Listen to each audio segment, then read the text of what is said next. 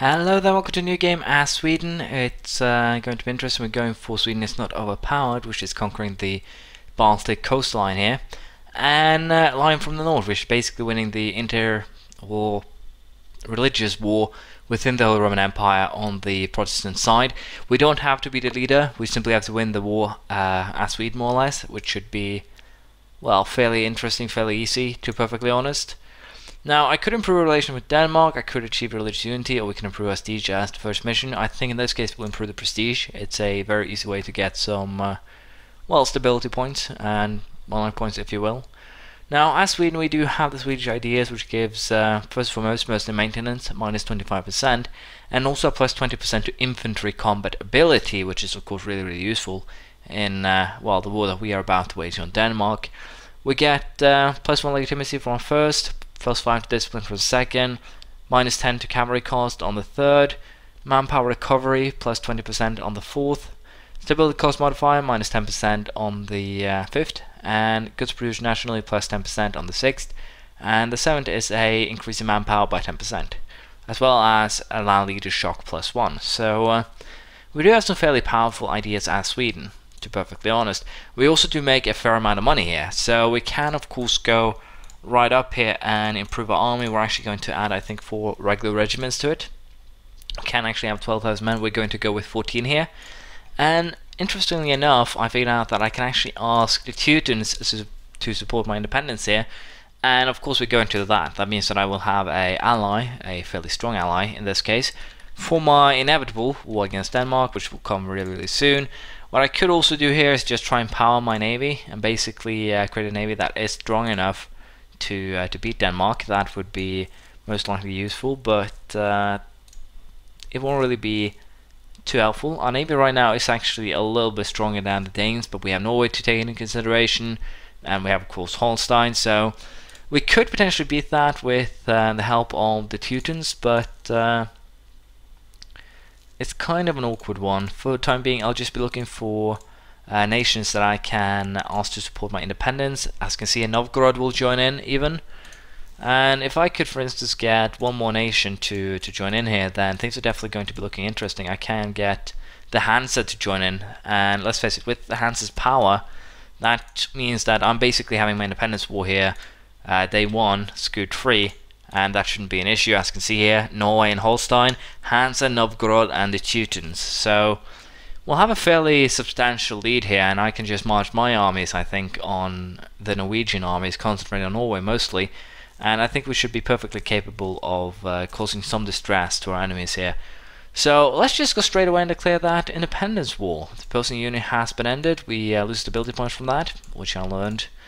And as you can see here, we got the 326. So military-wise, we'll be in a very strong position once we actually get this. Unfortunately, I still need to get some points before I can boost my stability, which is a problem due to both legitimacy and of course negative stability. Potentially we could end up with a shaman in Sweden, which would be really easy to convert later on, but I think we'll just go with trying to fix our legitimacy issues and etc, and then work from there. We'll also put our military general as a ruler. Unfortunately didn't get really any good shock modifiers, which is kind of a negative thing here. But let's face it, with the Hansa, I guess we want those admin points right now. Let's face it, with the Hansa, with the Teutons, with Novgorod helping us out here, this should be a fairly easy war, I would presume, especially since we do have the Hansa Navy here to crush the Danes. We can basically keep the Danes out of this war after this. Basically kept it even trapped on this little island, which is really beneficial to us and not really something I was planning at all. But we can do that, and of course that is certainly wonderful. So for now, I'll just block the strait here, I think. No, I'll block this strait. I'm a little bit unsure which one I'll block. 331, not the best, and we claim that will most likely hurt me more than will help me, so I guess I'll take another prestige hit, unfortunately. And we're going to join up our armies, we're going to destroy the Danish armies, and basically, as I said, this was already won, I would presume. I'll just have to make sure that I keep Norway out of this, and I'm a little bit unsure what it would cost me if I want to take this back in terms of, yeah, it will cost me way too much aggressive expansion to take anything, well, take my lands back, so we are just going to go with war operations and grant independence, and then we'll probably turn on Novgorod, Livonian Order, everyone, basically fabricate claims, go after potentially Norway if we want to. But we'll go with the east, try and crush Muscovy early here, create a big Swedish Empire, kind of like I believe Baby Puncher or Muscovy in the multiplayer game was done. We're going to follow his example. Very capable EU4 player there, I would presume. And most likely we'll follow Poland's example as well as creating, or in the terms of creating world wars. That is going to be an interesting experience as well. But for now, I'll just go straight away here, deal with the Norwegian troops, which actually turns out to be a challenge due to the fact that we do have less morale than them. Mostly due to the fact that, well, thanks to basically my low prestige, my morale has been really hurt, and that is of course a big issue. Now, again, I really just want to get out of this war quickly, so I'll siege the provinces here. Then we'll go for another war against Denmark later, try to see if we can get an alliance here with the Hansa. Because let's face it, whether I like it or not, the Hansa are actually pretty damn powerful. Teutons are also powerful. I kind of need to take care of this area first. So it would be really beneficial if we can get the alliance with both Teutons and Hansa running for a longer time here. And then we can start messing with Pomerania and everyone else at a later date. I think that is the better plan right now, and we'll probably, as I said, go straight for Novgorod after this.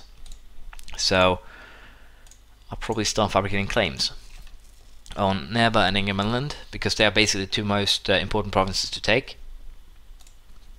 And we'll probably fight the Livonian Order more or less straight after.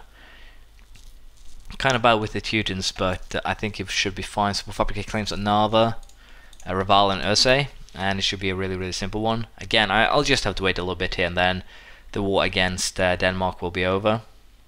And worst case scenario, I can drive Teutons into another war before I declare on the Livonian Order, so that should be fine. And also we'll be most likely fighting another war against the Danes pretty very soon. We do actually have 4 cores. Scotland is one of our cores here, and the same with the 3 southernmost provinces here, so we'll definitely be going after them. I'll also most likely be fabricating claims on northern end of Denmark, because that will most likely be my main point of aggressive expansion once the with Northern Europe, if you will. So it's a good way to make sure I don't get too many points. I can also most likely let's see, once we actually are done with this war, or basically fabricating claims, I'll see what kind of deals or terms. Wow, there we go. England has the War of Roses already. Potentially we might go to England, become Vikings again. But basically, as I'm saying, we might get into a position where I want to, how should I put this? Wow, that's a very capable heir, 435. What kind of claim does he have? An average claim, which is understandable. We actually focus on military power here, and to be perfectly frank, I think that is probably the best idea here. Just try and no, we actually have pretty capable military rulers here, so we should go for admin points to just speed up getting that first idea, I think. But as I said, we'll wait for these diplomats to be done, and we'll take those 50 or 53 points. We'll also boost our stability here. We don't really want to lose any more legitimacy right now, because it's of course really troublesome, especially if we are to wage more wars. I also trained 2,000 new regiments for our war with Novgorod. That is definitely it's basically something that is going to happen no matter how I look at it. Didn't they figure out that we fabricated claims? Yeah, I got 5 aggressive expansion with Livonian Order. Doesn't really bother me. Fabricate a claim on Ingermanland, and then we'll catch some Karelia and Kola, see if we can get all 5 in the first war. And again, I kind of want to focus on admin power for that reason too. We are going to take a lot of land, and we are most likely going to have to core it ourselves. It might be that we won't have to, but it's kind of an awkward scenario right now. So as I was saying, the deal with these guys, if I want them to actually release, for instance, Holstein, I think I want to release Holstein.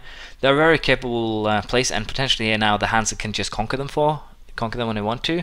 But it will cost me diplomatic power, so I'm a little bit unsure if I want that. So I'll take their money instead, and I think this is about it. The alliance with Poland is a little bit annoying though, so just cancel that right away. I think is best idea. Of course, this will bring my truce timers up a little bit, but that should be perfectly fine. Let's just be honest here. And Novgorod, Livonian Order, and Denmark are all perfect. They're all perfect. Well, in this case, troublemakers, if you will. And also, apparently, I keep the alliances with the nations that I used to break free here, which is also really good. Now, I just need to figure out whom else I can actually ally here. If I could ally Poland, for instance, that would be great. But doesn't seem to be too likely. But at least right now I have allies good enough to protect me, and potentially I could actually drag Livonian Order into war if I were to declare on Novgorod and then use that to my advantage. But we'll have to see. It's kind of an awkward scenario to do that as well. We broke our alliance with Novgorod, not surprising. Muscovy has entered into alliance with Denmark, which is not the best thing ever, but it will probably just be how things will have to be. We'll also fabricate a claim on Reval and Osse and just keep on doing what I originally planned. We'll probably fabricate a claim on Kurland as well, just take these 4 to begin with. And again, if I can keep an alliance with the Teutons during that time, things shouldn't be too bad. I'll also look into getting myself into an alliance situation with, Lithuania here as time runs down, because they could become dangerous if things go bad. Norway's fabricating claims, not good, but at least now we did win that first war, so it should be perfectly fine. Independence has been gained, and for the time being, I'll just keep on building up my army, preparing for war here very soon against my enemy. Again, diplomatic reputation can be the difference between getting alliance and not. Right now we have low diplomatic reputation due to the fact that we did or have very low legitimacy, which is of course a big issue for us, but hopefully we'll be able to solve that later too. Now, army wise, I still only have a force limit of 12, so these units here are all that I can really get, and since Novgorod is only allied with Scotland, they're not really a threat. Let's just be honest, they should be fairly easily dealt with, and once we actually gain a little bit of a power base, I can start employing mercenaries, I can start making some well, more interesting moves. I'm a little bit unsure if I want to try and convert this right now. They do have a fair amount of unrest here, so I think converting is probably for the best, and then we'll just improve or increase the autonomy. Right now the promise is basically worthless, but as time passes by it will probably be a little bit easier to deal with. I should probably land my troops there, since I'll probably be using 2 more years to just fabricate claims. So I guess moving my troops there is probably not the most horrible idea ever. But for the time being, I'll just leave things as they are. I think if I fabricate a claim on Kexholm, then we'll just have a very short war for these 3 provinces first. They're not high value per se, but I feel they're probably a little bit important to actually get them.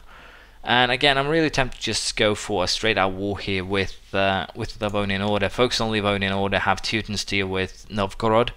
If I can, drag them into the said war. Hansa is... well, I'll accept, but I'll probably not be participating, if you will. So that should be fine. Again, they do seem to have enough troops to deal with this without my help. But yeah, as I'm saying here, I think the plan is fairly straightforward here. I'll declare war for these 4 provinces. I'll be using the Teutons to fight Novgorod, or basically send Teutons versus Novgorod while I deal with Livonia, and I think that should work out to my advantage. But unfortunately, this is the end of the first episode. We have broken free, and I'm currently plotting my next moves. Will be interesting to see how this pans out. Thank you for watching. Please leave a comment, praise, criticism, anything you feel like, and we'll be back next time. Bye.